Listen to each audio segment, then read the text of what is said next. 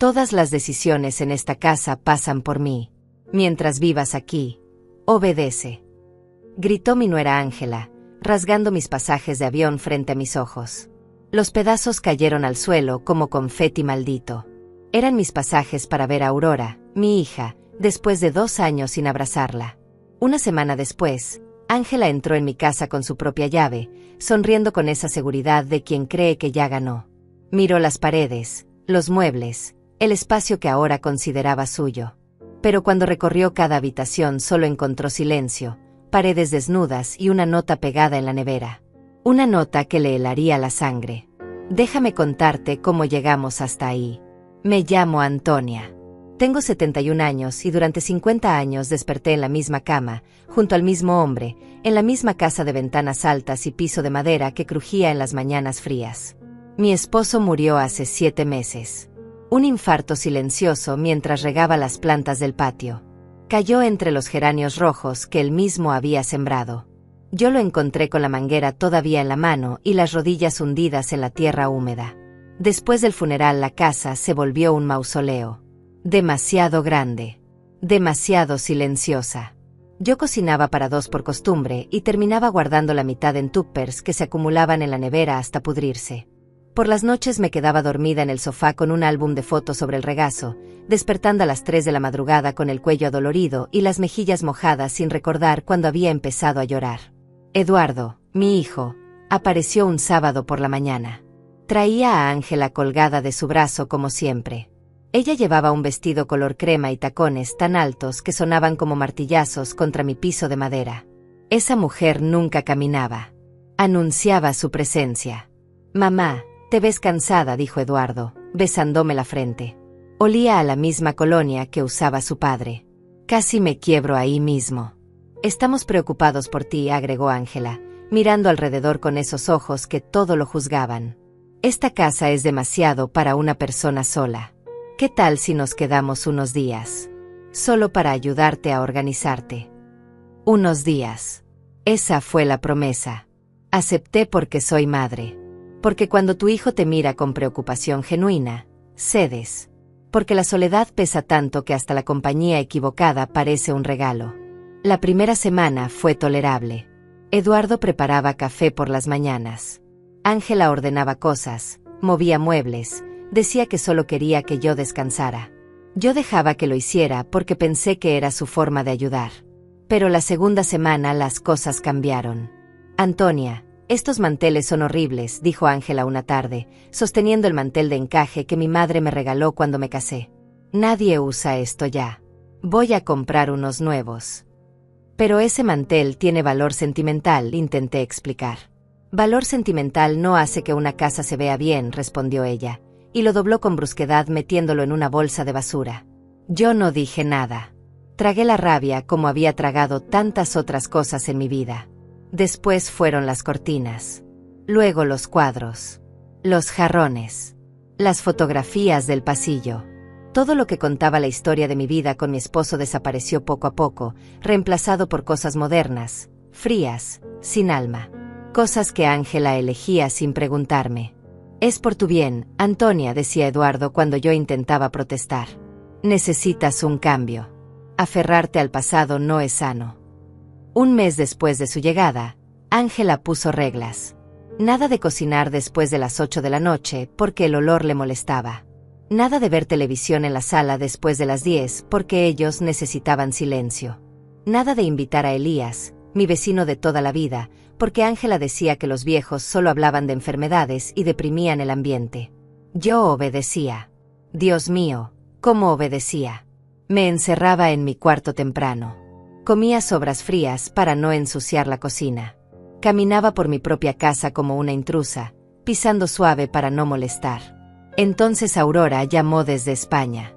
Mi hija menor, la que se había ido a estudiar y nunca regresó, la que construyó su vida al otro lado del océano. Hacía 2 años que no la veía en persona. Mamá, ven a visitarme, suplicó. Su voz sonaba rota por la distancia y la señal mala de la videollamada. Te necesito aquí. Por favor. No lo pensé 2 veces. Con mis ahorros, los que guardaba en una lata de galletas en el armario, compré un pasaje de avión. $800. Todo lo que tenía. Pero valía cada centavo por abrazar a mi hija otra vez. Le conté a Eduardo durante la cena. Sonreí por primera vez en meses. Voy a ver a tu hermana. Salgo el próximo martes. El tenedor de Ángela golpeó el plato. El sonido resonó como un disparo. «Perdón», dijo ella, mirándome como si hubiera dicho una obscenidad. «Voy a España. A ver a Aurora». «No, no vas», dijo Ángela. Su voz era hielo puro. «¿Disculpa?», logré decir. Ángela se levantó de la mesa, fue a mi habitación y regresó con el sobre que contenía mis pasajes. Lo abrió frente a mí. Sacó los documentos. Y con una calma aterradora, comenzó a rasgarlos. «No», grité, intentando detenerla. Pero Eduardo me tomó del brazo. «Mamá, cálmate». Ángela rompió cada página. Meticulosamente. El pasaje de ida. El de vuelta. La confirmación. Todo. «Todas las decisiones en esta casa pasan por mí», gritó, tirando los pedazos al suelo. «Mientras vivas aquí, obedece. No vas a ningún lado sin mi permiso. ¿Entiendes? No puedes simplemente irte y dejarnos aquí cuidando tus cosas. No eres una niña caprichosa. Eres una carga. Y las cargas no toman decisiones». Me quedé paralizada. Los pedazos de papel cubrían el suelo como nieve sucia. «Eduardo», murmuré, buscando a mi hijo con la mirada. Pero él solo bajó la cabeza. «Ángela tiene razón, mamá. No puedes irte así nomás. ¿Y si te pasa algo allá? Eres mayor. Necesitas supervisión». Supervisión. Esa palabra me atravesó como un cuchillo. Esa noche no dormí. Me senté en el borde de mi cama mirando la pared desnuda donde antes colgaba la foto de mi boda. $800. 2 años sin ver a mi hija. Y todo destruido en 30 segundos. A la mañana siguiente metí algo de ropa en una bolsa. Esperé a que Eduardo y Ángela salieran. Y me fui. No sabía a dónde. Solo sabía que no podía quedarme un minuto más en esa casa que ya no era mía. Caminé por la calle con mi bolsa colgando del hombro como si fuera una vagabunda. 71 años y no tenía a dónde ir. El sol pegaba fuerte esa mañana y yo solo seguía avanzando, un pie delante del otro, sin rumbo fijo. Las personas pasaban a mi lado apuradas, con sus vidas perfectamente organizadas, mientras yo me sentía como un mueble viejo que alguien había sacado a la acera. Elías, mi vecino, me vio desde su jardín. Estaba podando sus rosales blancos, esos que cuidaba con la misma devoción que yo antes cuidaba mi casa. «Antonia, ¿estás bien?», preguntó, dejando las tijeras y acercándose a la reja.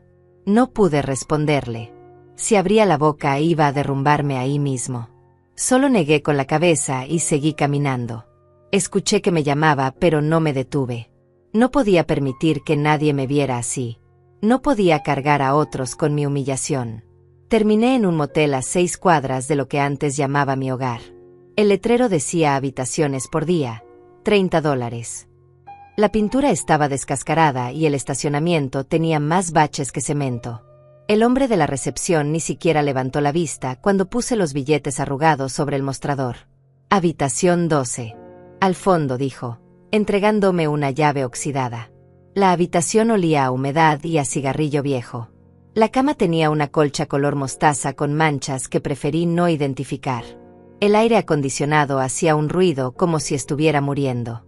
Me senté en la orilla de la cama y por primera vez en meses lloré de verdad. Lloré por mi esposo, por mi casa, por los pasajes rotos, por la mirada de mi hijo cuando eligió a su esposa sobre su madre. Lloré hasta que no me quedaron lágrimas. Esa noche intenté dormir, pero el colchón tenía resortes que se clavaban en mi espalda. Cada vez que un auto pasaba por la calle, las luces atravesaban las cortinas raídas, iluminando las grietas del techo. Conté esas grietas hasta que amaneció. Había 19. Al día siguiente llamé a Aurora desde un teléfono público. No tenía crédito en mi celular y no iba a pedirle dinero a nadie. «Mamá, ¿por qué llamas desde este número?». Su voz sonaba alarmada. «Hija». Se me quebró la voz. «No voy a poder ir». «¿Qué pasó?». Ya preparé tu habitación. Compré tus galletas favoritas. No pude contarle. No pude decirle que su hermano me había abandonado y que su cuñada había destruido mis pasajes. No pude admitir que estaba viviendo en un motel de mala muerte porque ya no tenía casa propia. Surgió un imprevisto. Lo siento mucho, mi amor. Mamá, tu voz suena rara. ¿Estás bien? ¿Estás enferma? Estoy bien. Solo cansada. Te llamo pronto. Colgué antes de que pudiera seguir preguntando. Me apoyé contra la cabina telefónica y cerré los ojos con fuerza. Un hombre que pasaba dejó caer una moneda en mi mano abierta pensando que era una indigente. Ni siquiera tuve fuerzas para devolverla. Los días se volvieron borrosos. Comía en la máquina expendedora del motel. Galletitas saladas por $1. Café instantáneo que sabía a agua sucia. Una vez la máquina se tragó mis últimas monedas sin darme nada. Me quedé ahí parada mirando mi reflejo en el vidrio. Una mujer vieja, demacrada, con el pelo sin peinar y los ojos hundidos. No me reconocí. Le mandé mensajes a Eduardo. Primero suplicantes. Luego neutros. Finalmente desesperados. Hijo, por favor, hablemos. Eduardo, soy tu madre. Solo quiero entender que hice mal. Nunca respondió. Ni uno solo. Una noche, sentada en el escalón de cemento frente a mi habitación, vi pasar a una familia. Madre, padre, 2 niños. Los niños corrían adelante riendo mientras los padres los seguían cargando bolsas de supermercado. Se veían cansados pero felices. Completos. Yo solía ser eso. Solía tener esa calidez. Ahora era solo una mujer vieja sentada en la oscuridad comiendo galletitas rancias de una bolsa arrugada. Elías me encontró en la 3ª semana. No sé cómo supo dónde estaba, pero apareció una tarde con una bolsa de pan dulce y un termo de café. No tienes que hablar, dijo, sentándose a mi lado. Solo no quería que estuviera sola. Comimos en silencio. El pan estaba fresco y el café caliente. Fueron las primeras cosas decentes que probaba en días. Cuando terminamos, Elías me miró con esos ojos amables que habían visto demasiadas cosas en sus 80 años. Lo que te están haciendo no está bien, Antonia. Es mi familia, susurré. La familia no destruye. La familia no echa a la calle a una mujer de tu edad. No sé qué hacer. Todavía no. Pero lo sabrás. Se fue dejándome el termo. Lo abracé contra mi pecho como si fuera lo único sólido en un mundo que se desmoronaba. Al día siguiente recibí una llamada de un número desconocido. Casi no contesté. Los únicos que tenían mi número eran Aurora y Eduardo había dejado claro que yo ya no existía para él. Señora Antonia, dijo una voz masculina y profesional. Sí. Soy Jorge Méndez, abogado. Trabajé con su difunto esposo en varios asuntos legales. Necesito verla con urgencia. Encontramos unos documentos que usted debe revisar. No tengo dinero para abogados. No necesita dinero, señora. Necesita saber qué es lo que su esposo le dejó. Mi corazón se detuvo. ¿Cómo dice? Su esposo manejaba ciertos bienes de manera muy discreta. Hay propiedades registradas a su nombre que probablemente usted desconoce. Necesito que venga a mi oficina mañana a las 10 de la mañana. Es importante. Esa noche no dormí por razones diferentes. Las grietas del techo seguían ahí, las 19 que ya me sabía de memoria, pero ahora las miraba con algo que había olvidado que existía. Esperanza. O tal vez solo curiosidad. Después de tocar fondo tan profundo, cualquier cosa que no fuera seguir cayendo ya era una mejora. A la mañana siguiente me bañé con el agua helada del motel. Me puse la única blusa limpia que me quedaba. Me peiné mirándome al espejo empañado. La mujer que me devolvió la mirada todavía se veía destrozada, pero había algo distinto en sus ojos. Una chispa pequeña. Frágil. Pero ahí. Tomé el autobús al centro. El trayecto duró 40 minutos. Me bajé frente a un edificio de oficinas con fachada de vidrio. La oficina del abogado Jorge estaba en el piso 12. La recepcionista me ofreció café. Dije que sí solo por sostener algo caliente entre las manos. Jorge era un hombre de unos 50 años. con lentes y un traje gris impecable. Me saludó con una calidez que me desarmó. Señora Antonia, lamento mucho su pérdida. Su esposo era un hombre excepcional. Gracias. Y lamento también no haberla contactado antes. Estos documentos estaban en un archivo que solo debía abrirse 6 meses después de su fallecimiento. Órdenes expresas de él. Puso una carpeta manila sobre el escritorio. La abrió con cuidado, como si contuviera algo sagrado. Su esposo era dueño de un edificio comercial en el centro de la ciudad. Siempre estuvo registrado a nombre suyo, Antonia. Él lo compró hace 30 años como inversión, pero nunca quiso preocuparla con esos detalles. Decía que usted ya tenía suficiente manejando la casa y criando a los hijos. Me quedé mirándolo sin entender. ¿Un edificio? Sí. 8 locales comerciales. Todos alquilados. Genera aproximadamente $4,000 mensuales en renta. El mundo se detuvo. $4,000 mensuales, repetí, porque las palabras no tenían sentido en mi boca. Jorge asintió con una sonrisa suave. Mensuales. Su esposo fue muy cuidadoso con esta inversión. El edificio está completamente pagado. No tiene deudas. Los contratos de alquiler están vigentes y los inquilinos pagan puntualmente. Usted es la única dueña, señora Antonia. Siempre lo fue. Mis manos temblaban sosteniendo los papeles. Escrituras. Contratos. Números. Todo con mi nombre. Antonia Ruiz de Herrera. Una y otra vez. Mi firma estaba ahí, en documentos que ni recordaba haber firmado. Mi esposo me los había puesto delante años atrás durante alguna cena, entre conversaciones sobre el clima y los nietos que nunca llegaron de Eduardo. Firma aquí, amor. Es solo un trámite del banco, me había dicho. Y yo firmé. Confiando. Siempre confiando. Hay algo más, continuó Jorge, sacando otro documento. Hace 3 semanas, su hijo Eduardo vino a verme. Dijo que usted le había dado permiso verbal para alquilar el local más grande del edificio. Traía planes para abrir un restaurante con su esposa. Incluso me presentó un contrato ya redactado para que yo lo formalizara.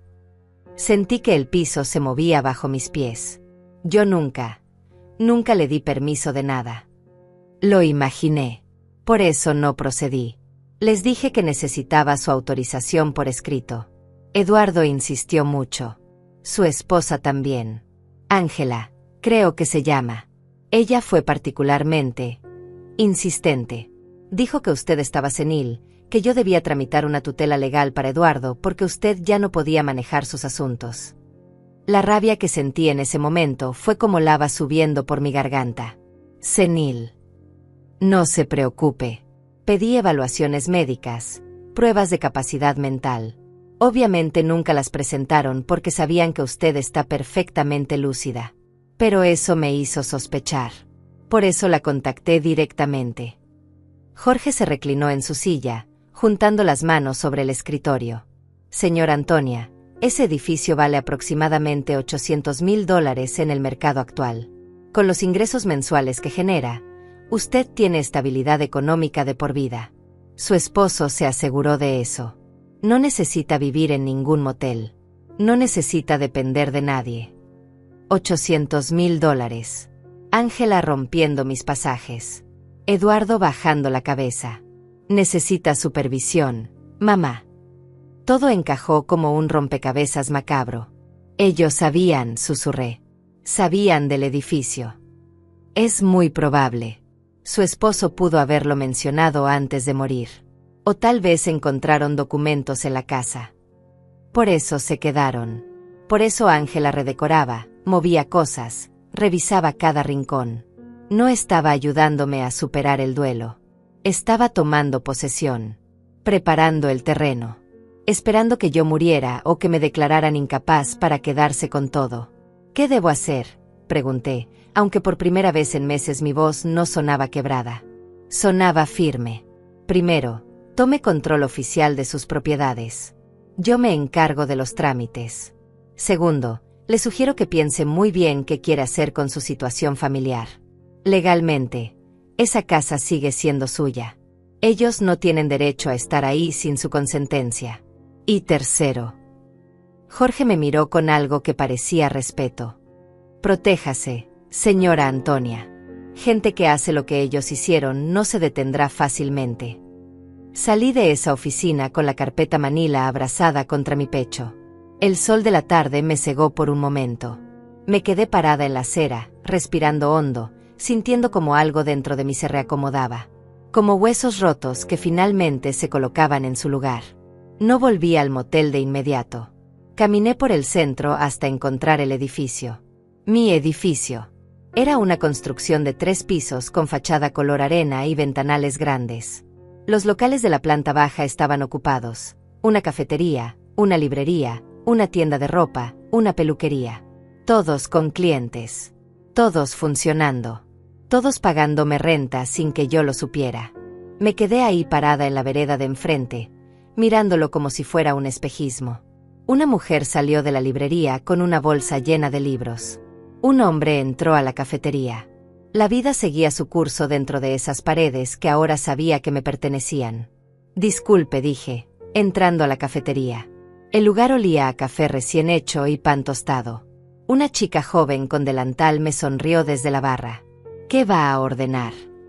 Un café. Solo. Me senté junto a la ventana. El café llegó en una taza de cerámica blanca, humeante, perfecto. Lo bebí despacio, saboreando cada sorbo.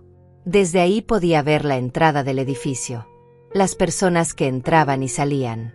El movimiento. La vida que mi esposo había construido para mí sin que yo lo supiera. Te protegí incluso después de irme, susurré, tocando la alianza que todavía llevaba en el dedo. Gracias, amor. Esa noche dormí en el motel por última vez. Pero ya no me sentía como una vagabunda. Me sentía como alguien que estaba esperando el momento correcto para moverse. Durante los siguientes días trabajé en silencio. Fui al banco con Jorge y activé las cuentas que estaban a mi nombre. Vi los extractos de los últimos años. $4,000 entrando mensualmente como un reloj. Todo acumulado. Todo mío. Cambié las contraseñas. Actualicé mi información. Me hice invisible para quienes hubieran podido estar rastreando ese dinero. Compré ropa nueva. No mucha. Solo lo necesario. Un pantalón gris. 2 blusas sencillas. Zapatos cómodos. Un abrigo color café claro. Fui a la peluquería del edificio y pedí que me arreglaran el cabello. La estilista era una mujer llamada Julieta, de unos 40 años, con manos suaves y voz amable. ¿Algún estilo en particular?, preguntó. Algo que me haga sentir yo misma otra vez. Ella entendió sin más palabras. Cortó, peinó, secó. Cuando terminó y me mostró el espejo, vi a una mujer que reconocí. No la que había sido, pero tampoco la que se había roto. Alguien nuevo. Alguien que estaba despertando. Te ves hermosa, dijo Julieta. Me siento diferente. A veces eso es lo único que necesitamos. Sentirnos diferentes para recordar quiénes somos. Le di una propina generosa. Ella pareció sorprendida. Nos vemos pronto, le dije. Y lo dije en serio. Renté un departamento pequeño a 2 cuadras del edificio. Primer piso, con ventanas que daban a un parque. 50 metros cuadrados de paz. Lo amueblé con lo mínimo. Una cama. Una mesa. 2 sillas. Cortinas color marfil que dejaban entrar la luz de la mañana. No necesitaba más. Elías vino a visitarme cuando le di la dirección. Mira nada más, dijo, mirando alrededor con aprobación. Volviste. Estoy volviendo, corregí. Me trajo una planta de albahaca en maceta. Para que este lugar huela a vida, explicó. La puse en la ventana de la cocina. Cada mañana la regaba y pensaba en mi esposo regando los geranios. En cómo la vida tiene formas extrañas de continuar incluso después de que creemos que todo terminó. Pero no contacté a Eduardo. No llamé. No mandé mensajes. Dejé que el silencio hiciera su trabajo. Jorge me mantenía informada. Su hijo ha venido 3 veces más a mi oficina, me contó por teléfono. Cada vez más desesperado. Dice que tienen todo listo para el restaurante. Que invirtieron dinero en el proyecto. Que necesitan ese local ya. ¿Qué les dijiste? Que la dueña del edificio está considerando las opciones. Que debe comunicarse con ella directamente para negociar. Perfecto. Antonia. Sí. Lo que está haciendo es valiente. No es valentía, Jorge. Es supervivencia. Mientras tanto, investigué. Hablé con los vecinos de mi antigua casa. Con la señora que vendía flores en la esquina. Con el dueño del almacén. Todos me contaron lo mismo. Ángela había estado presumiendo que pronto serían dueños de un restaurante en el centro. Que habían conseguido el local perfecto. Que la madre de Eduardo, pobrecita, estaba demasiado vieja para manejar sus propiedades, entonces ellos se harían cargo de todo. Demasiado vieja, repetía yo en voz baja, sintiendo como la rabia se convertía en algo frío y calculado. Una tarde, 3 semanas después de haber salido de ese motel, tomé una decisión. Contraté una empresa de mudanzas. Les di la dirección de mi casa, la casa donde viví 50 años. Les entregué mi llave y una lista detallada de cada objeto que me pertenecía. Cada foto, cada plato de la vajilla de mi madre, cada mueble que había comprado con mi esposo, todo lo que Ángela no había tirado o regalado. Quiero que saquen todo, instruí al encargado. Absolutamente todo lo que esté en esta lista. Y quiero que lo hagan un miércoles entre las 2 y las 5 de la tarde. ¿Alguna razón para ese horario específico, señora? Sí, es cuando no hay nadie en casa. El hombre asintió sin hacer preguntas. El miércoles me senté en la cafetería de mi edificio con una taza de té. Desde ahí no podía ver mi antigua casa, pero no necesitaba verla. Sabía exactamente qué estaba pasando. Los hombres entrando. Las cajas llenándose. Los muebles saliendo por la puerta. El camión cargándose con los pedazos de mi vida que todavía valía la pena salvar. A las 5:30 recibí la llamada del encargado. Todo listo, señora. ¿A dónde llevamos las cosas? Les di la dirección de una bodega que había rentado. No quería nada de eso en mi nuevo departamento todavía.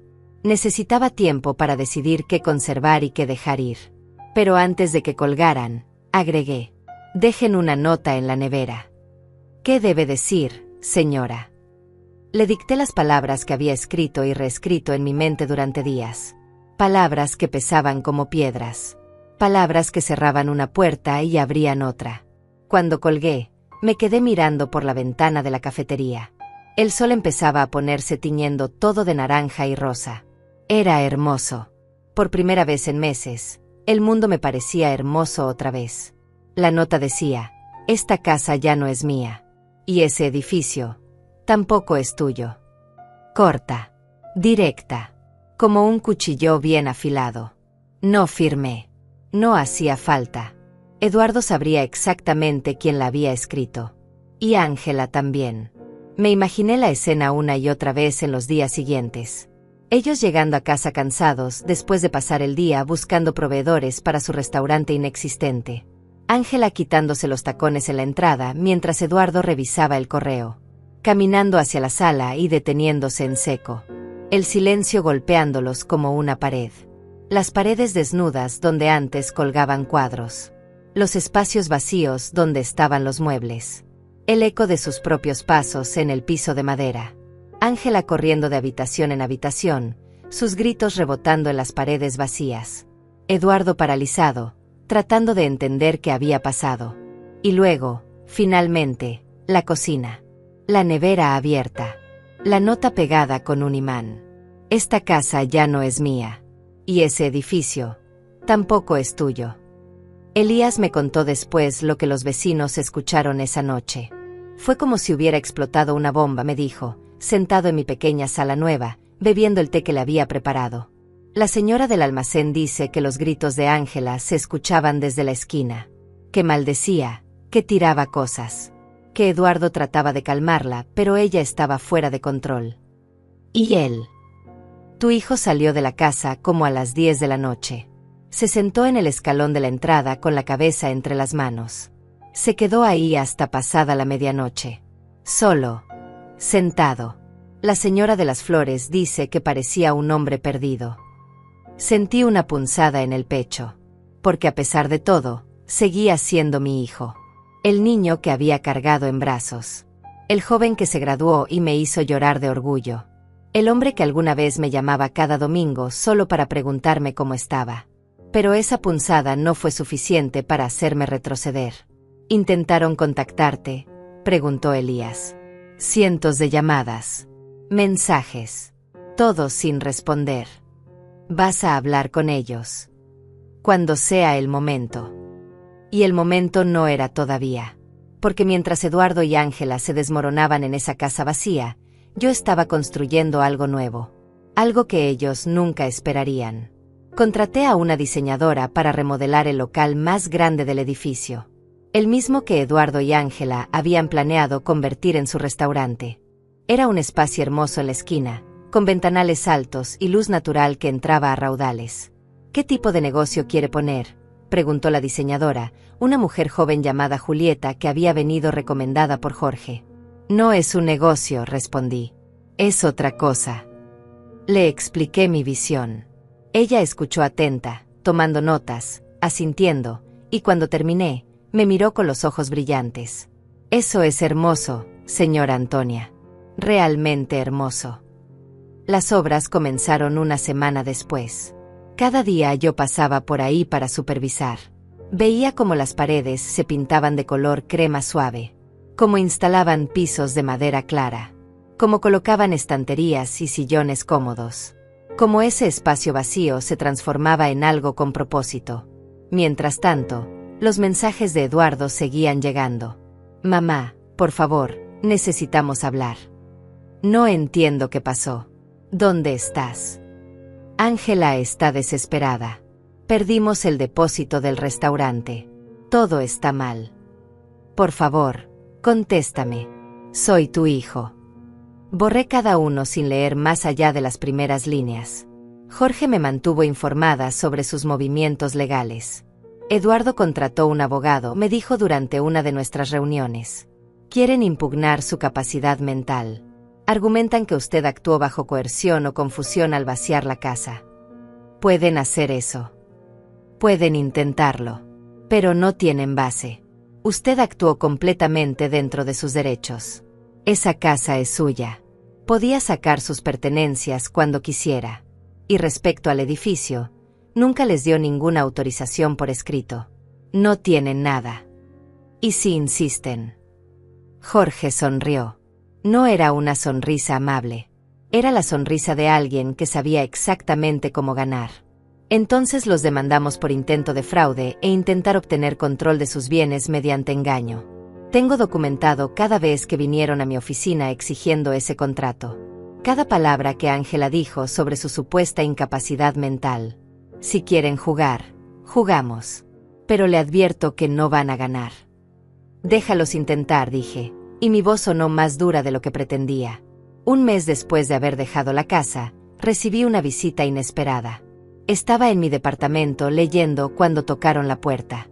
Miré por la mirilla y sentí que el estómago se me contraía. Eduardo. Estaba solo. Sin Ángela. Se veía terrible. Más delgado. Ojeras profundas. La camisa arrugada como si hubiera dormido con ella puesta. Mamá, dijo cuando abrí. Su voz se quebró en esa única palabra. Mamá, por favor. Me quedé en el umbral, bloqueando la entrada. ¿Cómo conseguiste esta dirección? Elías. Le rogué. Le dije que necesitaba verte. Que necesitaba explicar. ¿Explicar qué, Eduardo? Él se pasó las manos por la cara. Las manos le temblaban. Todo. Explicar todo. Mamá, yo no sabía que las cosas iban a llegar tan lejos. Ángela dijo que solo estábamos ayudándote a organizar tu vida. Que estabas en duelo y necesitabas guía. Yo le creí. Le creíste cuando rompió mis pasajes. Eduardo cerró los ojos. Eso fue demasiado. Lo sé. Intenté detenerla, pero no lo hiciste. La apoyaste. Me dijiste que yo necesitaba supervisión. Estaba confundido. Ella decía cosas que sonaban lógicas. Que eras vulnerable. Que alguien podía aprovecharse de ti. que nosotros teníamos que protegerte. Protegerme. La risa que salió de mi garganta fue amarga. ¿Protegerme sacándome de mi propia casa? ¿Protegerme borrando 50 años de mi vida? ¿Protegerme intentando robarme lo que tu padre me dejó? No era robar. Era compartir. Somos familia, mamá. Se suponía que trabajaríamos juntos. ¿Juntos? ¿Cuándo me preguntaron mi opinión, Eduardo? ¿Cuándo me incluyeron en sus planes? Ustedes decidieron por mí. Dispusieron de mis cosas, de mi vida, de mi dinero. El edificio. Empezó a decir. Es mío. Siempre fue mío. Y nunca, jamás, les di permiso de tocarlo. Eduardo se dejó caer contra el marco de la puerta. Parecía que las piernas ya no lo sostenían. Ángela dice que nos odias. Que estás vengándote. No es venganza, hijo. Es justicia. Hay una diferencia. Estamos perdiendo todo. Metimos nuestros ahorros en ese proyecto del restaurante. Pagamos diseñadores, conseguimos proveedores, hicimos contratos. Sin ese local, perdemos hasta la camisa. Ya debemos 3 meses de renta de nuestra casa. Los bancos nos están llamando. Ángela no duerme. Yo no duermo. Mamá. Su voz se convirtió en un susurro roto. Necesito tu ayuda. Ahí estaba. La verdadera razón de su visita. No venía a disculparse. Venía a pedir. Como siempre. No, dije simplemente. No. No te voy a ayudar a pagar las consecuencias de tus decisiones. Ustedes eligieron mentirme, manipularme, sacarme de mi casa. Eligieron intentar quedarse con lo que no les pertenecía. Ahora elijan cómo salir de esto. Soy tu hijo. Y yo soy tu madre. La madre que criaste para que confiaras en mí. La madre que estuvo en cada partido de fútbol, en cada graduación, en cada momento difícil de tu vida. La madre que te enseñó que la familia se cuida. Pero tú elegiste otra cosa. Elegiste a una mujer que me trató como basura. Elegiste el dinero sobre mí. Eduardo empezó a llorar. Lágrimas reales bajando por su cara. Pero yo me mantuve firme. ¿Sabes qué es lo peor de todo esto, Eduardo? No es que hayan intentado quitarme mis cosas. Es que destruyeron algo que no tiene precio. Destruyeron mi confianza. Mi paz, mi hogar. Y eso no se recupera con disculpas ni lágrimas. Mamá, por favor. Vete a casa, Eduardo. Arregla tu vida. Divorcia a esa mujer si es necesario. Encuentra trabajo. Aprende a vivir con las consecuencias. Pero no me pidas que arregle lo que tú rompiste. Cerré la puerta. Lo escuché quedarse ahí varios minutos. Sollozando. Golpeando suavemente. Susurrando lo siento una y otra vez. No volví a abrir. Cuando finalmente se fue, me senté en el sofá con las manos temblorosas. No de miedo. No de duda. De poder. Del poder de haber dicho que no. De haber defendido mi dignidad. De no haber cedido ante la manipulación emocional. Elías llegó media hora después. Le había mandado mensaje pidiéndole que viniera. ¿Estás bien?, preguntó, sentándose a mi lado. Estoy completa, respondí. Por primera vez en mucho tiempo, estoy completa. Esa noche dormí profundamente. Sin pesadillas. Sin despertar a las 3 de la madrugada. Sin contar grietas en el techo. Soñé con mi esposo. Estaba en el jardín regando los geranios como siempre. Me miró y sonrió. Lo estás haciendo bien, amor, dijo. Y yo supe que era verdad. Los días siguientes fueron extrañamente tranquilos. Como el silencio que viene después de una tormenta. Me dedicaba a supervisar las obras del local, a caminar por el parque cerca de mi departamento, a preparar café en las mañanas sin apurarme. Cosas simples que había olvidado que existían. Julieta, la estilista de la peluquería, se convirtió en una especie de amiga. A veces bajaba a tomarme un café en la cafetería y ella aparecía en su descanso. Hablábamos de todo y de nada. De su hija adolescente. De mis plantas. De la vida.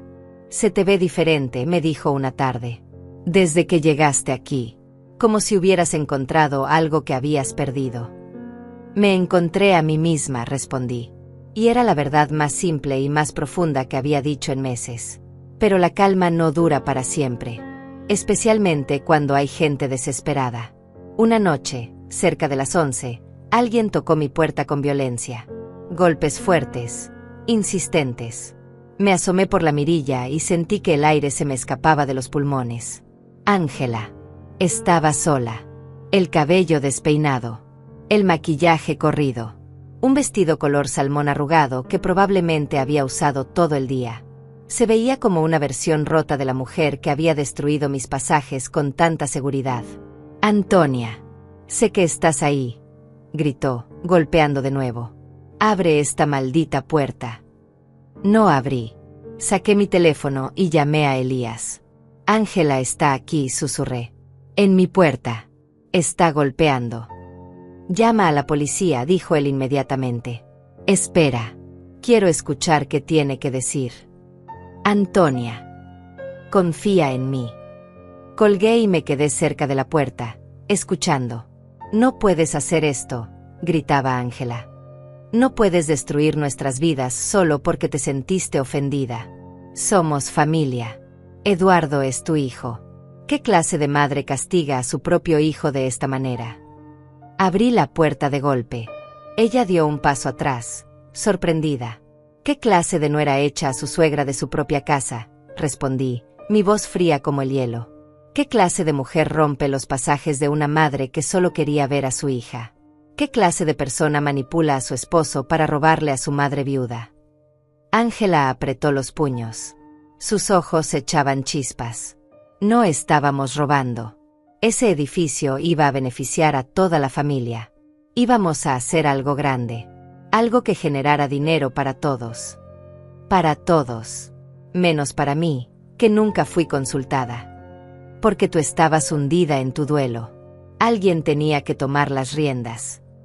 Tomar las riendas no es lo mismo que robar. Y lo sabes. Por eso intentaron declararme incapaz. Por eso vinieron al abogado con contratos falsos. Por eso me trataron como basura hasta que me fui. Ángela se mordió el labio. Por un momento pareció que iba a llorar, pero entonces su expresión cambió. Se endureció. Está bien. Ganaste. Eres más lista de lo que pensé. Pero esto no termina aquí. Antonia. Eduardo es tu único hijo. Aurora vive a miles de kilómetros.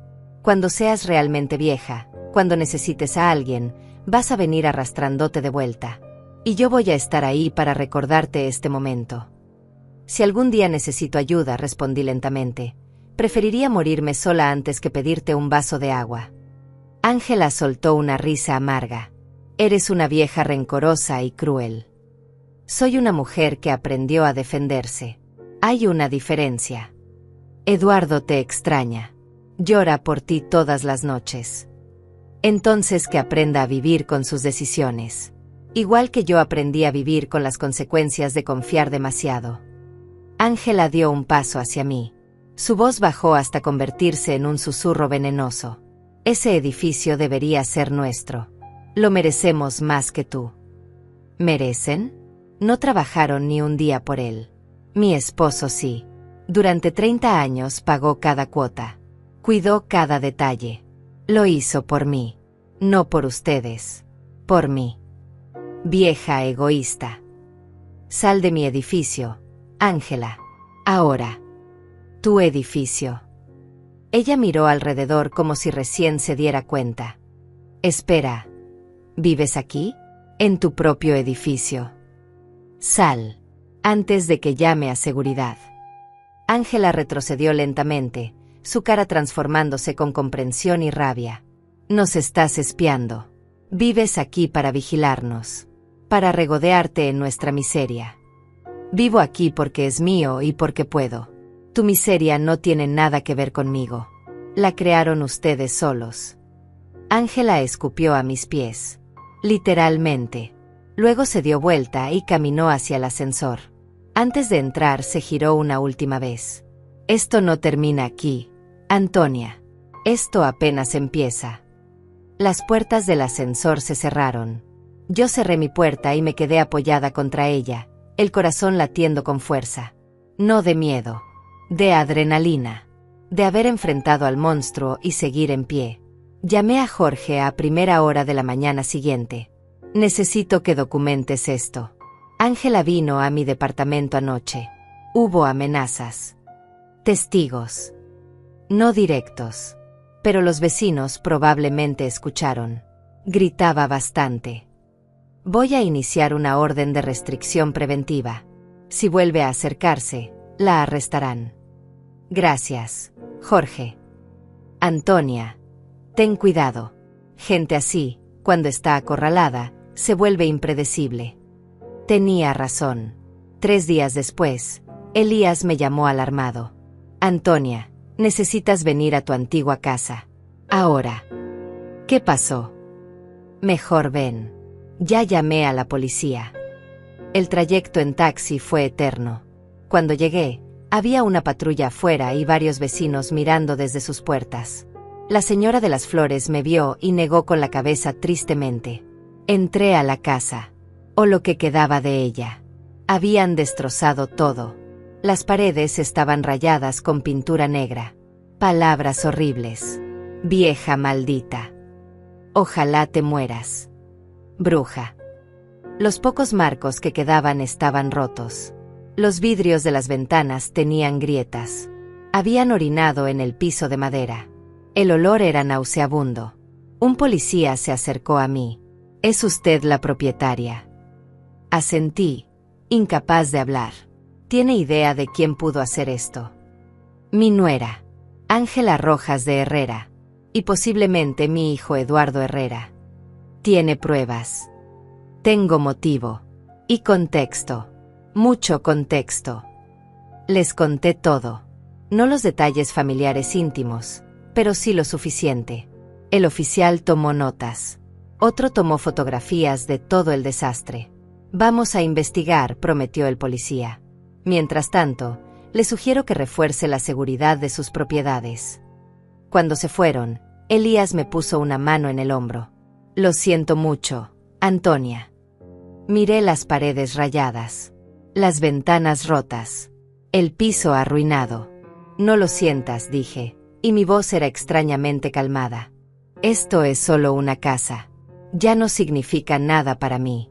Lo que significaba algo ya lo saqué de aquí. Esto. Señalé alrededor. Esto es solo madera, cemento y vidrio. Pueden destruirlo. No me toca. ¿Qué vas a hacer? Venderla. Tal como está. Alguien querrá el terreno. Y con ese dinero voy a terminar mi proyecto. Tu proyecto. Sonreí. Por primera vez en toda esa situación horrible, sonreí de verdad. Ya lo verás. Contraté una empresa de limpieza para que dejaran la casa en condiciones mínimas de salubridad. Luego puse un anuncio: casa para demolición o remodelación completa. Terreno de 300 metros cuadrados en zona residencial. Precio negociable. Vendida en 2 semanas. Un desarrollador que quería construir un edificio de departamentos. Me pagó $120,000 por el terreno. Menos de lo que valía la casa en buen estado, pero no me importó. No quería esa casa. No quería nada que me atara a ese pasado. Firmé los papeles en la oficina de Jorge. ¿Segura de esto?, preguntó él. Completamente. Esa casa murió cuando murió mi esposo. Lo que pasó después solo confirmó que era hora de dejarla ir. Con ese dinero terminé de amueblar y equipar el local. Las obras estaban casi listas. Las paredes pintadas. Los pisos brillantes. Los muebles instalados. Solo faltaban los toques finales. ¿Cuándo quieres inaugurar?, preguntó la diseñadora. En 2 semanas. El día que habría sido mi aniversario de bodas. Ella asintió, entendiendo sin palabras que esa fecha significaba algo. Mientras tanto, Eduardo y Ángela seguían hundiéndose. Los vecinos me mantenían informada sin que yo preguntara. Chisme de barrio, pero chisme verdadero. Perdieron su casa por falta de pago. Tuvieron que mudarse a un departamento diminuto en las afueras. Ángela consiguió trabajo en una tienda de ropa, algo que ella consideraba humillante. Eduardo trabajaba de repartidor de comida en bicicleta. Los veían peleando en la calle, gritándose frente a todos. Se están destruyendo solos, me dijo Elías una tarde mientras tomábamos té en mi departamento. No solos, corregí. Yo solo quité el piso falso sobre el que estaban parados. Ellos eligieron construir su vida sobre mentiras y manipulación. Yo solo revelé la verdad. ¿No sientes nada? Ni un poco de culpa. Siento tristeza por mi hijo, por el hombre que pudo ser y no fue. Pero culpa no. Nunca.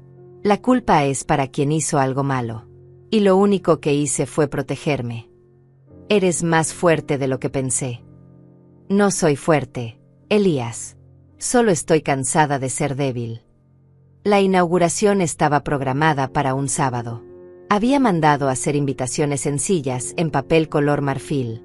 Las repartí personalmente entre los comerciantes del edificio, algunos vecinos del barrio, y por supuesto, Elías.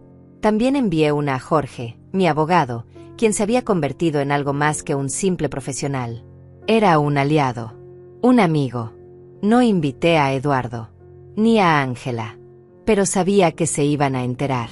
En una ciudad donde los chismes vuelan más rápido que el viento, era imposible que no se enteraran. La noche anterior no pude dormir. No por nervios, por anticipación. Me quedé sentada junto a la ventana mirando las luces de la ciudad, pensando en mi esposo, en cómo había trabajado tanto para darme seguridad sin que yo lo supiera, en cómo incluso en la muerte seguía cuidándome. Esto es por ti, susurré al aire. Por nosotros. Por todo lo que construimos juntos.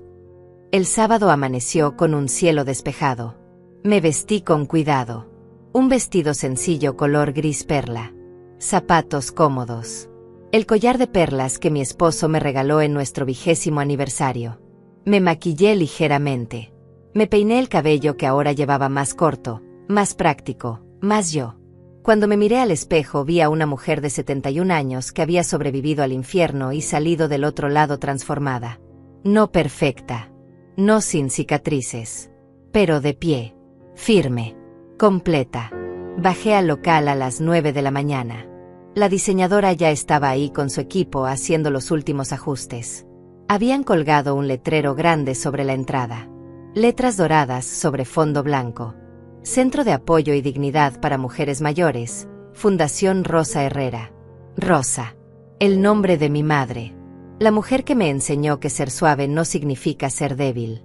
Que ser amable no significa ser tonta. Que perdonar no significa olvidar.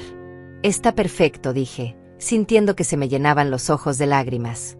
Adentro habían dispuesto sillones cómodos en grupos pequeños. Estanterías llenas de libros. Una pequeña cocina equipada. Mesas para talleres. Computadoras con internet. Un espacio para asesoría legal gratuita. Otro para apoyo psicológico. Todo pensado para mujeres como yo. Mujeres que de repente se encontraban solas, vulnerables, siendo manipuladas por sus propias familias. Jorge llegó temprano con un ramo de flores blancas. Antonia, esto es extraordinario, dijo, mirando alrededor con admiración genuina. ¿Cómo se te ocurrió? Porque yo lo necesité y no existía. Porque hay miles de mujeres ahí afuera siendo abusadas por sus hijos, sus nueras, sus yernos. Gente que cree que por ser mayores somos tontas o prescindibles. Este lugar es para recordarles que no lo son. Tu esposo estaría orgulloso. Lo sé. Lo siento aquí, dije, tocándome el pecho. Elías llegó con su esposa, una mujer dulce llamada Aurora como mi hija. Traían una planta enorme de violetas. Para el nuevo comienzo, dijo ella, abrazándome con fuerza. Los comerciantes del edificio fueron llegando uno por uno. Julieta de la peluquería. El dueño de la cafetería. La señora de la librería. Todos curiosos, todos sorprendidos por lo que había hecho con el espacio. A las 11, cuando oficialmente comenzaba la inauguración, había unas 30 personas en el local.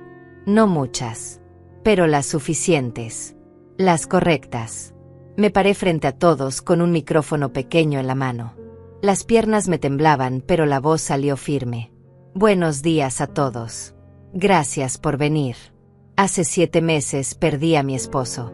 Hace 4 meses perdí mi hogar. Hace 3 meses descubrí que tenía más de lo que nunca imaginé. No solo dinero o propiedades. Descubrí que tenía fuerza, dignidad, valor. Y descubrí que hay muchas mujeres como yo que necesitan recordar que ellas también lo tienen. Hice una pausa. Algunas personas asentían. Otras se limpiaban los ojos discretamente. Este centro es para ellas. Para mujeres mayores que están siendo abusadas, manipuladas o maltratadas por sus propias familias. Para las que fueron echadas de sus casas. Para las que les robaron sus ahorros. Para las que les dijeron que ya no servían para nada. Aquí van a encontrar ayuda legal gratuita, apoyo psicológico, talleres de finanzas personales. Y sobre todo, van a encontrar comunidad. Van a encontrar otras mujeres que entienden, que han pasado por lo mismo, y que van a decirles que no están solas. El aplauso fue suave al principio, luego más fuerte. Vi lágrimas en varios rostros. Jorge me guiñó un ojo. Elías asintió con orgullo. Las puertas están abiertas de lunes a sábado de 9 a 6 de la tarde. No se necesita cita. Solo valor para cruzar esa puerta y pedir ayuda. Y si conocen a alguien que lo necesite, tráiganla. Este espacio es de todas. Más aplausos. La gente empezó a recorrer el lugar, a hacer preguntas, a tomar folletos informativos que habíamos preparado. Había contratado a 2 trabajadoras sociales y una abogada que vendría 3 veces por semana. También una psicóloga especializada en abuso familiar. Estaba hablando con la dueña de la librería sobre donar algunos libros cuando lo vi. Eduardo. Estaba parado en la entrada. Solo. Sin Ángela. Vestido con ropa sencilla, muy diferente a los trajes caros que solía usar. El cabello más largo, despeinado. La barba de varios días. Se veía delgado. Cansado. Roto. Nuestras miradas se encontraron a través del salón lleno de gente. Elías se acercó a mí inmediatamente. ¿Quieres que lo saque? No, dije suavemente. Déjalo estar. Eduardo caminó lentamente entre la gente, mirando todo. Los sillones. Las computadoras. Los carteles en las paredes que decían cosas como tu edad no define tu valor y mereces respeto siempre. Leyó el letrero grande que explicaba los servicios gratuitos. Se detuvo frente a una foto enmarcada que yo había puesto en un estante. Era una foto de mi boda con su padre. Nosotros 2 sonriendo bajo un arco de flores. Jóvenes. Llenos de sueños. Sin saber todo lo que vendría. Vi cómo Eduardo tocaba el marco con los dedos. Cómo sus hombros se sacudían ligeramente. Respiré hondo y caminé hacia él. Hola. Eduardo. Él se giró. Tenía los ojos rojos. Mamá, yo no sabía que ibas a hacer esto. No tenías por qué saberlo. ¿Todo esto? Con el edificio de papá. Con mi edificio. Sí. Eduardo miró alrededor otra vez, como si recién procesara la magnitud de lo que estaba viendo. Íbamos a poner un restaurante aquí. Lo sé. Hubiéramos ganado tanto dinero. El dinero no es todo, hijo. Él se rió amargamente. Fácil decirlo cuando lo tienes. Yo no siempre lo tuve. Y hubo momentos en estas últimas semanas en que no tenía nada excepto una bolsa de ropa y $30. Pero tenía algo más importante. Tenía mi dignidad. Eduardo bajó la cabeza. Arruiné todo, ¿verdad? No yo. Tú arruinaste tu relación conmigo. Tú elegiste creerle a tu esposa en lugar de defender a tu madre. Tú decidiste que el dinero era más importante que la familia. Ángela me convenció de que estábamos haciendo lo correcto. De que tú estabas senil. De que alguien iba a aprovecharse de ti si no actuábamos rápido. ¿Y tú le creíste? Sin preguntarme. Sin hablar conmigo. Sin siquiera considerar que tal vez tu madre de 71 años todavía tenía uso de razón. Perdóname. Su voz se quebró completamente. Por favor, mamá, perdóname. Cometí el peor error de mi vida. Dejé que ella me manipulara. Dejé que me convenciera de que estaba ayudándote cuando en realidad te estábamos destruyendo. Las lágrimas caían por su cara sin control. La gente alrededor empezó a notar. Algunos miraban discretamente. Otros se alejaban para darnos privacidad. Por favor, suplicó Eduardo. He perdido todo. La casa. El dinero. Los amigos. Mi dignidad. Ángela me abandonó hace 3 días. Dijo que yo era un fracaso. Que mi madre era una bruja vengativa y que no quería seguir atada a esta familia de locos. Se fue con un compañero de trabajo. Ni siquiera se llevó sus cosas. Solo se fue. No sentí alegría al escucharlo. Solo una tristeza profunda. Lo siento, Eduardo. ¿Lo sientes? Después de todo lo que te hicimos. Siento que hayas elegido tan mal. Siento que hayas perdido tanto tiempo con la persona equivocada.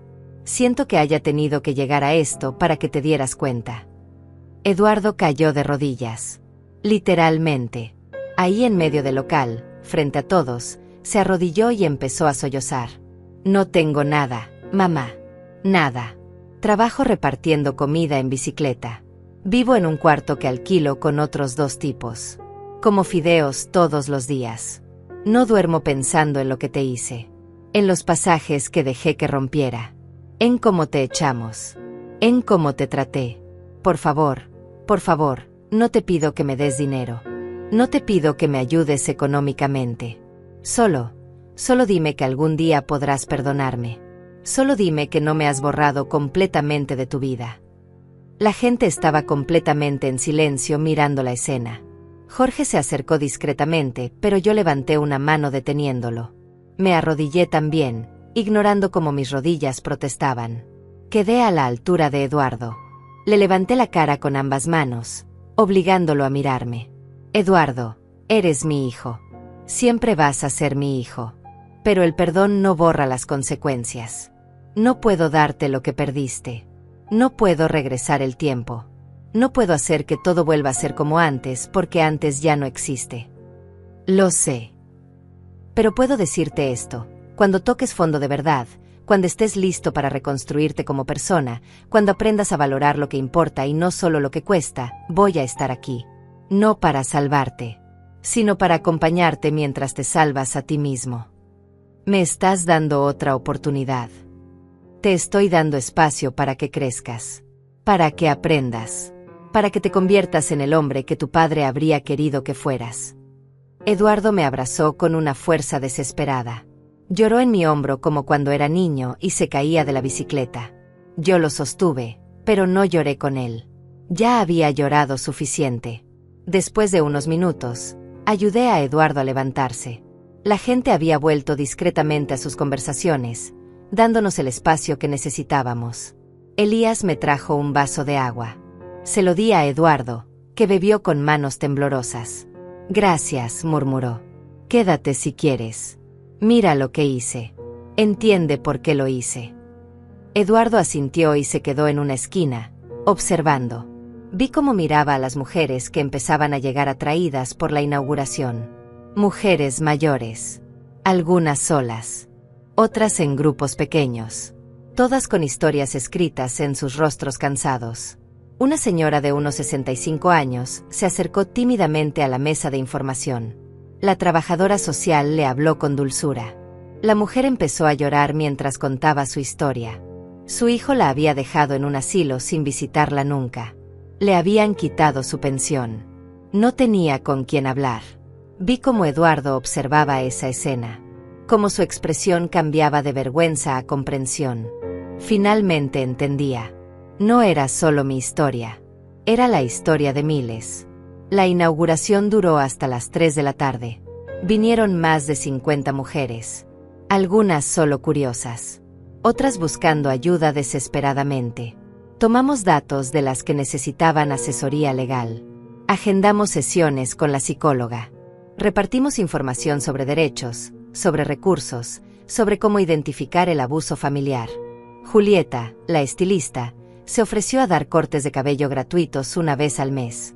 El dueño de la cafetería prometió donar pan y café todas las mañanas. La señora de la librería apartó una sección de libros sobre empoderamiento femenino con descuento especial para el centro. La comunidad estaba respondiendo. Estaban entendiendo que esto no era solo mi proyecto. Era algo que beneficiaba a todos. Cuando finalmente se fueron los últimos visitantes, me senté exhausta en uno de los sillones nuevos. Jorge se sentó a mi lado. «Lo lograste», dijo simplemente. «Apenas empieza». Tu hijo se quedó todo el día. Miré hacia donde Eduardo había estado parado las últimas horas. Ya no estaba. Se fue hace media hora, continuó Jorge. Pero antes me preguntó si el centro necesitaba voluntarios. Le dije que sí, que podía venir a hablar contigo cuando estuviera listo. ¿Tú qué opinas? Opino que la gente merece segundas oportunidades si realmente están dispuestos a cambiar. Pero también opino que tú no le debes nada. Si decides darle esa oportunidad, que sea porque tú quieres, no porque te sientas obligada. Gracias, Jorge, por todo. Es mi trabajo. No, es más que eso. Fuiste la primera persona que me trató con respeto cuando yo no recordaba que merecía ser respetada. Él sonrió y me palmeó la mano con cariño paternal. Esa noche, sola en mi departamento, llamé a Aurora en España. Era tarde allá, pero necesitaba escuchar su voz. «Mamá, ¿estás bien?» Su voz sonaba alarmada. Nunca la llamaba tan tarde. «Estoy más que bien, hija. Estoy completa». Le conté todo. No los detalles más dolorosos, pero sí lo suficiente. El edificio, la herencia, Eduardo y Ángela, el centro, la inauguración. Ella escuchó en silencio, solo interrumpiendo con exclamaciones de asombro o indignación. «Mamá, no puedo creer todo lo que pasaste. ¿Por qué no me llamaste? Habría tomado el primer avión. Porque necesitaba hacerlo sola. Necesitaba descubrir que podía. Y lo hice. Estoy tan orgullosa de ti». Su voz se quebró. «Tan orgullosa. Papá también lo estaría». «Lo sé, mi amor. Lo siento aquí conmigo todos los días». «¿Y Eduardo? ¿Crees que realmente cambió?» «No lo sé, pero le voy a dar el espacio para demostrarlo. Sin presiones. Sin expectativas. Si cambia de verdad, bien. Si no, yo ya estoy bien. Ya no necesito su aprobación para sentirme valiosa». «¿Cuándo vas a venir a visitarme? Ahora si tienes dinero para los pasajes». Me reí. Una risa ligera, liberada. «Pronto. Te lo prometo. Pero primero quiero asegurarme de que el centro funcione bien. Que las mujeres que lo necesitan sepan que existe». «Mamá, eres increíble». «No, hija. Solo soy una mujer que finalmente entendió su valor». Pasaron 2 semanas. El centro empezó a funcionar regularmente. Todos los días llegaban mujeres. Algunas solo querían un lugar donde tomar café y hablar con otras que entendieran. Otras necesitaban ayuda legal urgente. Algunas buscaban apoyo psicológico. Cada historia era diferente, pero todas compartían el mismo dolor: haber sido traicionadas por quienes se suponía debían cuidarlas. Una tarde, mientras revisaba unos documentos en mi pequeña oficina dentro del centro, tocaron a la puerta. «Adelante». Era Eduardo. Llevaba ropa limpia pero sencilla. El cabello cortado. Afeitado. Se veía mejor que la última vez. «Hola, mamá». «Hola, hijo. Siéntate». Se sentó en la silla frente a mi escritorio con las manos en las rodillas, nervioso como un niño en la oficina del director. «Vine porque quiero ofrecerme como voluntario. Si todavía necesitan». «¿Por qué?» La pregunta lo tomó por sorpresa. «Perdón. ¿Por qué quieres ser voluntario aquí? ¿Es para limpiar tu conciencia? ¿Para que yo te perdone más rápido? ¿Para sentirte mejor contigo mismo?» Eduardo tragó saliva. «Al principio, sí. Pensé que si te ayudaba aquí, tal vez podrías perdonarme. Pero después de quedarme el día de la inauguración, después de escuchar las historias de esas mujeres, me di cuenta de algo». «¿De qué?» «De que yo soy el hijo del que hablan. Soy el que echó a su madre. El que intentó robarle. El que la traicionó. Soy exactamente el tipo de persona contra la que este lugar fue creado para proteger. Sus ojos se llenaron de lágrimas, pero esta vez las contuvo. Quiero hacer esto porque necesito cambiar. No solo decir que cambié, realmente serlo. Y creo que estar aquí, escuchar estas historias, ayudar aunque sea un poco, me va a recordar todos los días el daño que hice. Y me va a motivar a nunca volver a ser esa persona. Lo miré largo rato, buscando señales de manipulación, de falsedad. Pero solo vi dolor genuino y determinación. ¿Qué pasó con Ángela? No sé. No la he vuelto a ver. Supe por amigos comunes que está viviendo con ese tipo, que le está haciendo lo mismo que me hizo a mí, controlándolo, manipulándolo, aislándolo de su familia. ¿Y tú? Estoy en terapia. Con lo poco que gano, pago un psicólogo 2 veces al mes. Es duro mirarte al espejo y aceptar que fuiste un abusador, que lastimaste a la persona que más te amó en el mundo. Pero es necesario. ¿Has buscado otro trabajo? Sí. Conseguí algo en un almacén. Turno nocturno. No paga mucho, pero es estable. Y durante el día tengo tiempo. Tiempo que quiero usar aquí. Si me dejas. Abrí el cajón de mi escritorio y saqué una carpeta. Necesitamos a alguien que ayude con el mantenimiento del local. Cambiar focos. Arreglar cosas que se rompen. Mover muebles cuando sea necesario. También alguien que ayude a las señoras mayores con las computadoras. Enseñarles a usar el correo electrónico. A hacer videollamadas con sus familias. ¿Puedes hacer eso? Sí. Puedo hacer todo eso. No es un trabajo pagado. Es voluntariado. Lo sé. Y no te da derecho a pedirme nada. Ni dinero. Ni perdón. Ni una relación como la que teníamos antes. Eso ya no existe. Lo entiendo. Si vienes, vienes a servir. A ayudar. A aprender. No a reconciliarte conmigo. Eso, si llega a pasar, será un proceso largo. Muy largo. Acepto tus términos, mamá. Le extendí un formulario. Llena esto. Empieza el lunes. 3 tardes por semana. De 2 a 6. Eduardo tomó el papel con manos temblorosas. Gracias. No te voy a defraudar. No me lo agradezcas a mí.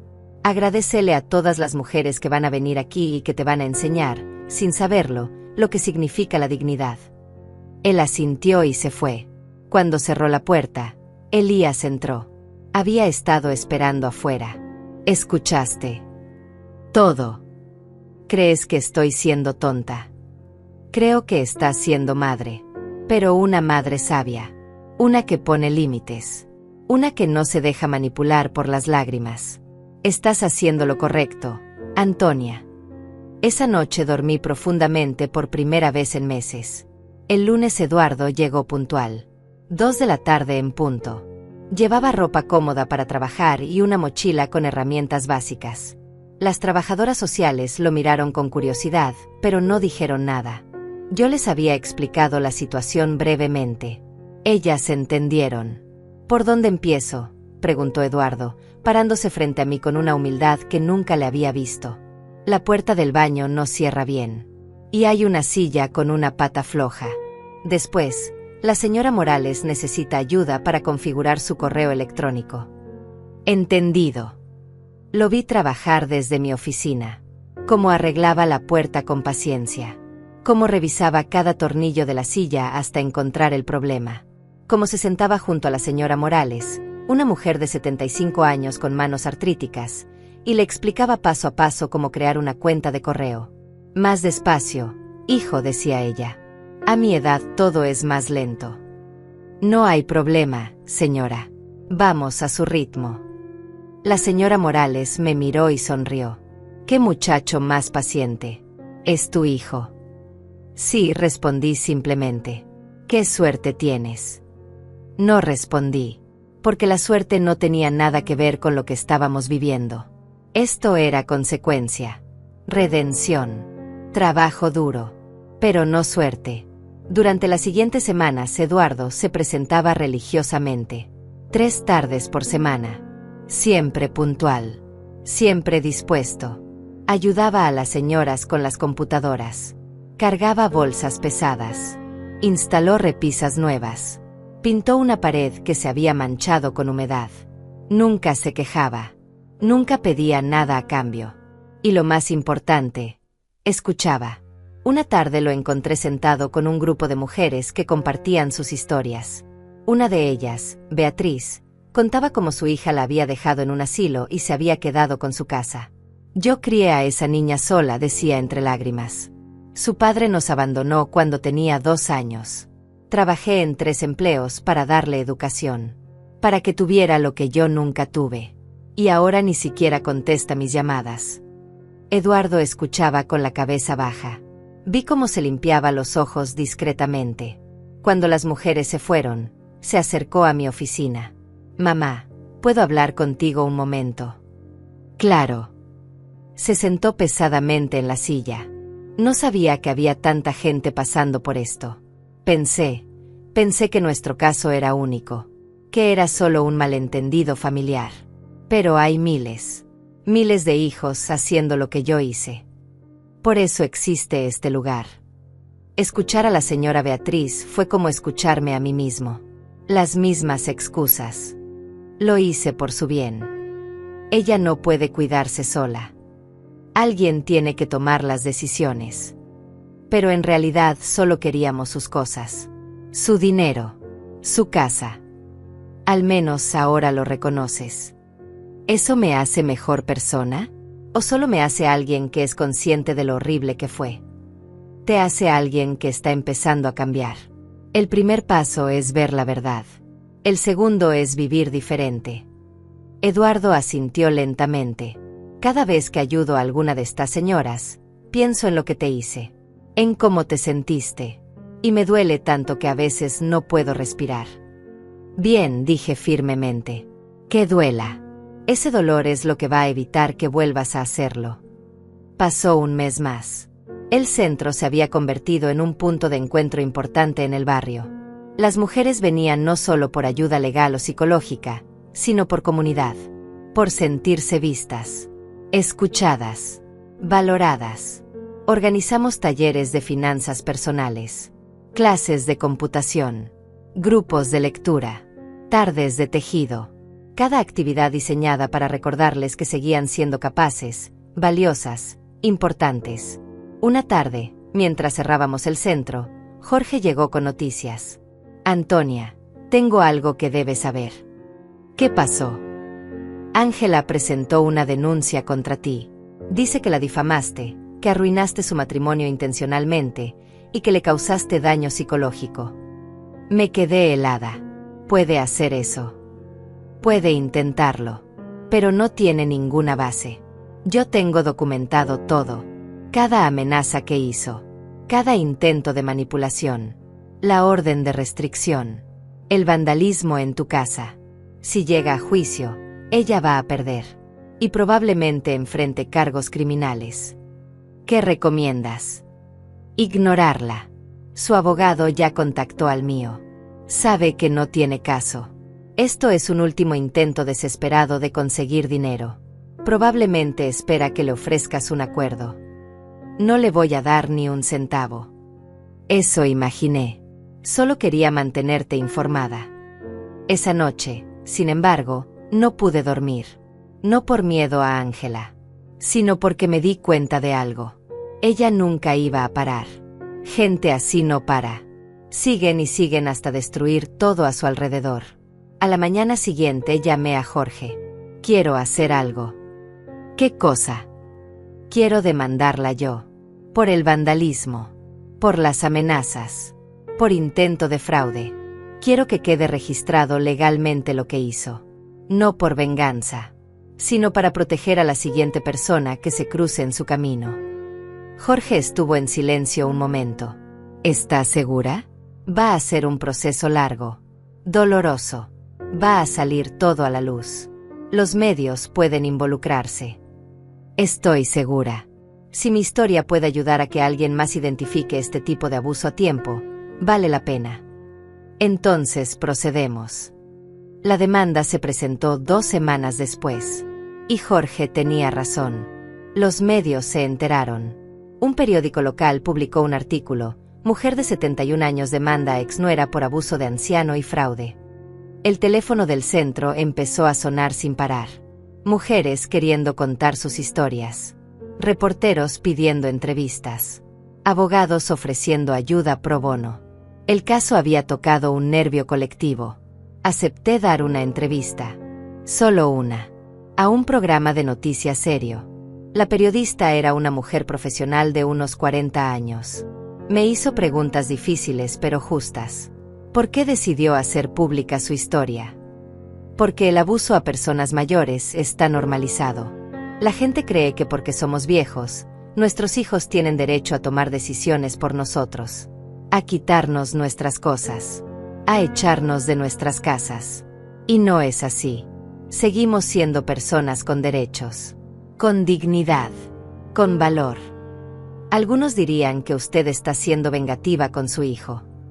Mi hijo está trabajando como voluntario en el centro que creé para ayudar a víctimas de abuso familiar. Está enfrentando las consecuencias de sus acciones y tratando de cambiar. Eso no es venganza. Es justicia con espacio para redención. Lo ha perdonado. Me tomé un momento para responder. El perdón no es un interruptor que se prende y listo. Es un proceso. Estoy en ese proceso. Pero perdonarlo no significa olvidar lo que pasó, ni permitir que vuelva a pasar. La entrevista se transmitió un martes por la noche. El miércoles por la mañana había una fila de mujeres esperando afuera del centro.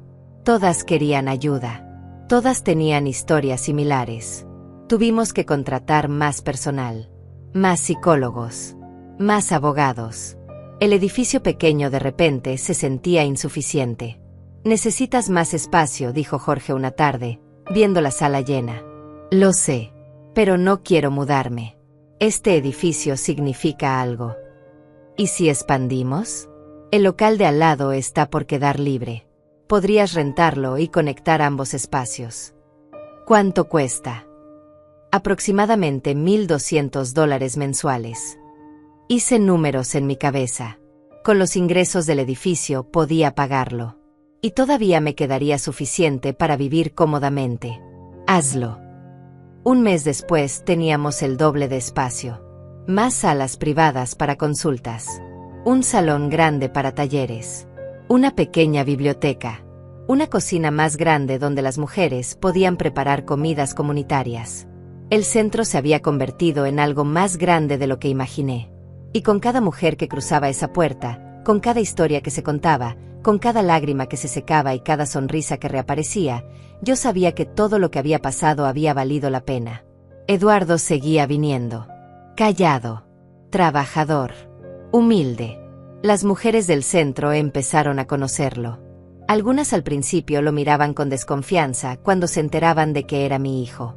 Pero con el tiempo, viéndolo trabajar, escuchándolo en los grupos de apoyo cuando hablaba honestamente sobre sus errores, empezaron a respetarlo. Tu hijo está cambiando, me dijo Beatriz una tarde. Se nota. Ya no tiene esa mirada arrogante. Tiene ojos de alguien que aprendió algo importante.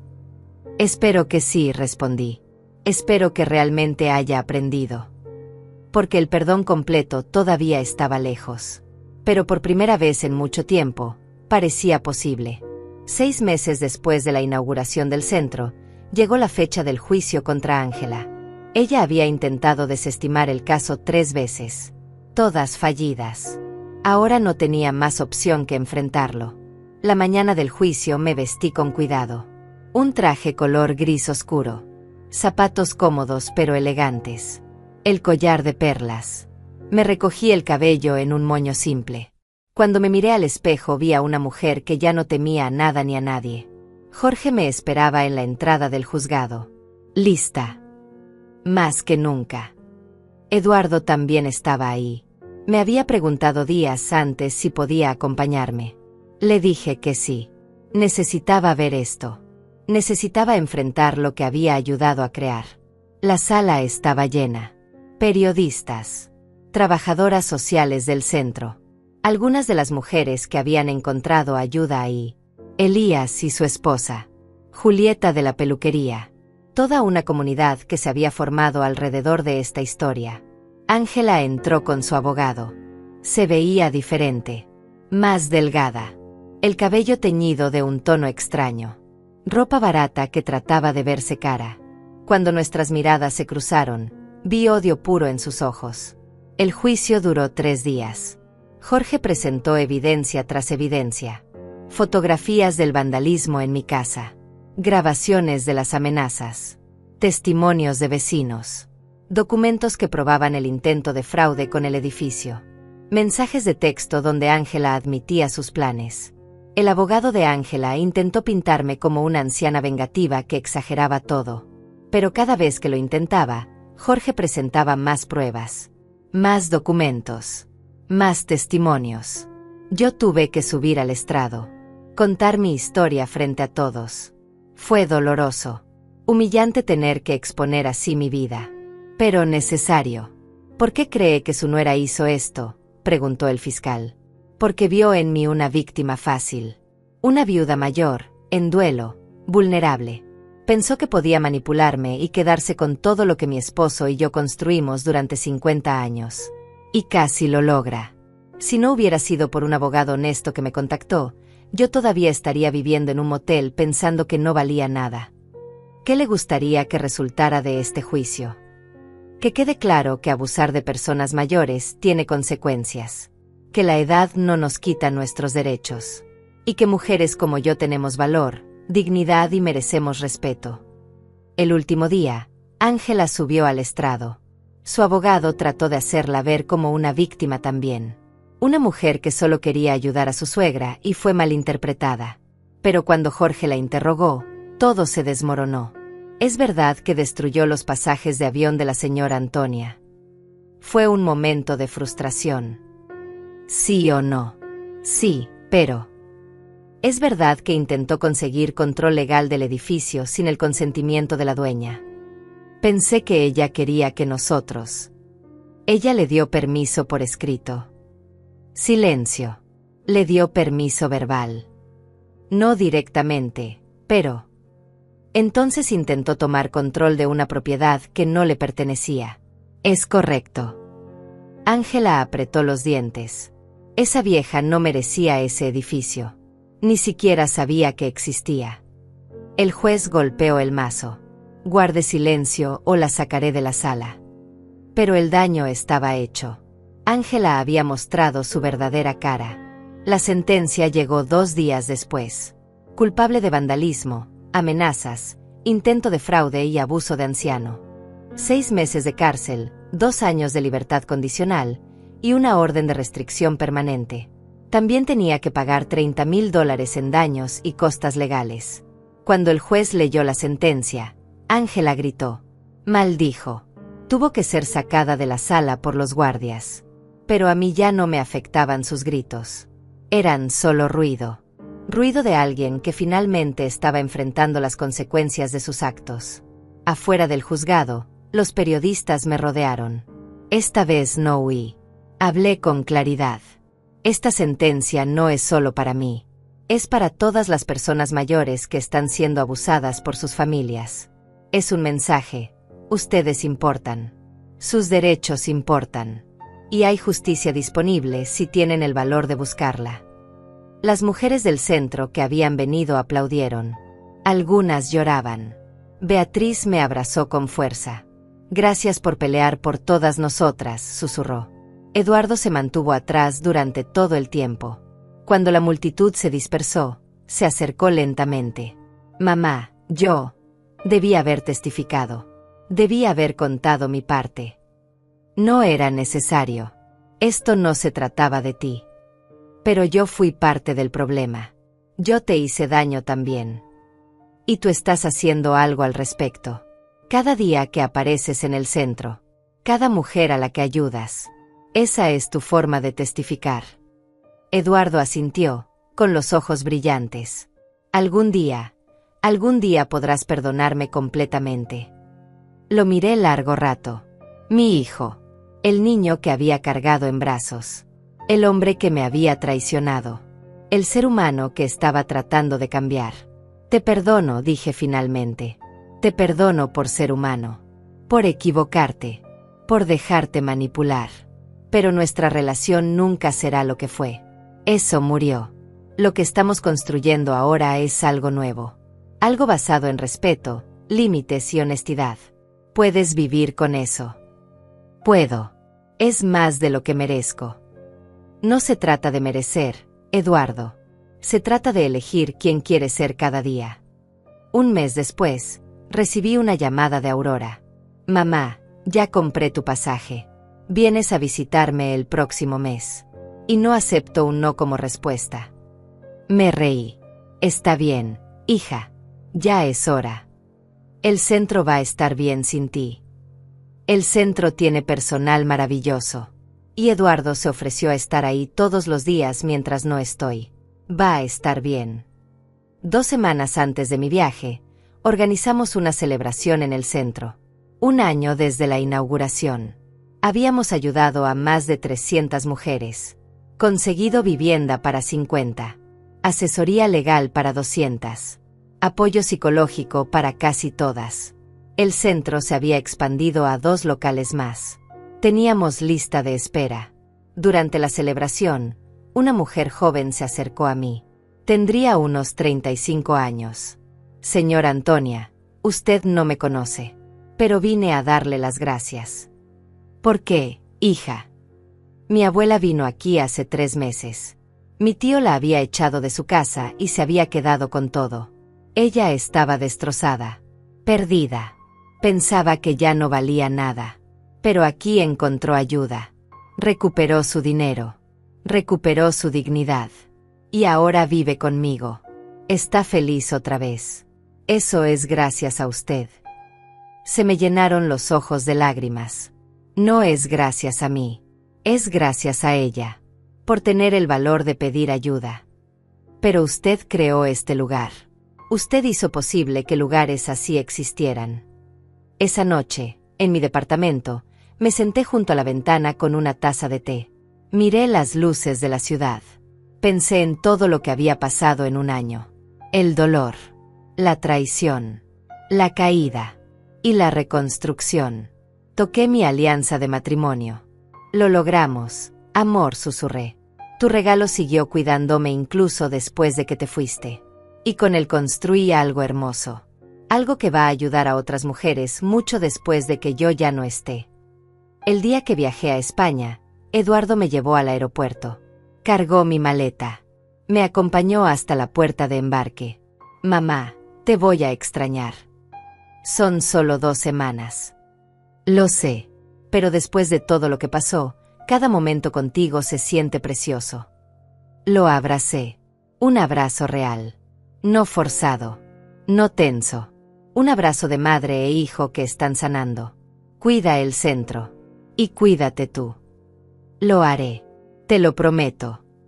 Mientras el avión despegaba, miré por la ventana la ciudad haciéndose pequeña abajo. Pensé en Antonia de hace 1 año. La mujer rota sentada en un motel barato contando grietas en el techo. Y pensé en la Antonia de ahora. Fuerte. Completa. Libre. La vida me había quitado mucho. Pero también me había dado la oportunidad de descubrir quién era realmente. No la esposa de alguien. No la madre de alguien. Solo yo. Antonia. Una mujer de 71 años que aprendió que nunca es tarde para defenderte. Para reclamar tu valor. Para construir algo nuevo sobre las ruinas de lo que fue. Y si mi historia podía inspirar aunque fuera a una mujer más a hacer lo mismo, entonces cada lágrima, cada noche sin dormir, cada momento de dolor había valido la pena. Cerré los ojos y sonreí. Porque finalmente, después de tanto tiempo, estaba en paz. No con el pasado. El pasado siempre dolería. Pero conmigo misma. Y eso era más que suficiente.